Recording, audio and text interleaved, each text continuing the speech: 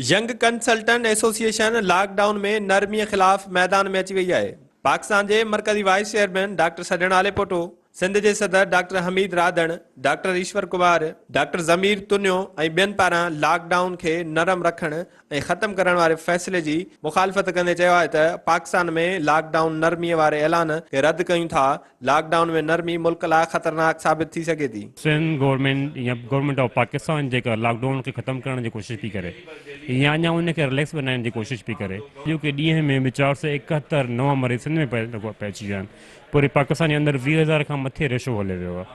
असां again again साॻी request पिया कयूं, असांजा हेल्थ प्रोफेशनल, असां डॉक्टर्स वटि कोन्हनि फैसिलिटीज़, असां वटि कोन्हनि वेंटिलेटर्स असांजे मुल्क जे अंदरि जो असां माण्हुनि खे बचाए सघूं। गवर्नमेंट खे इल्तिजा कयूं त महिरबानी करे ही जेको तव्हां लॉकडाउन खे नरम कयो आहे, उन लॉकडाउन खे नरमी खां मथे कयो, लॉकडाउन खे सख़्तु कयो। लॉकडाउन पहिरनि ॾींहंनि में सख़्ती हुई, लॉकडाउन में त असां वटि केसिस कोन पिया निकिता। जीअं जीअं लॉकडाउन में नरमी थी आहे त असां वटि केसिस इंक्रीज़ थियणु शुरू थिया आहिनि। मां गवर्नमेंट खे मौदबाना तौर ते हथ ॿधी अर्ज़ु कंदुसि त तव्हां महिरबानी करे इन लॉकडाउन खे सख़्तु कयो। पैरामेडिकल स्टाफ खे, न डॉक्टर्स खे, न असांजे यंग कंसल्टेंट्स खे, न असांजे यंग डॉक्टर्स खे, न इवन असांजे पैरामेडिकल स्टाफ कंहिंखे बि किट्स कोन्हनि। घर जे दरवाज़े ते वेही रोज़ो खोले वरी वञी ड्यूटी सरंजाम ॾींदा आहियूं, अहिड़ी पोज़ीशन आहे। सो असां में तमामु घणी मायूसी पकिड़ियल आहे।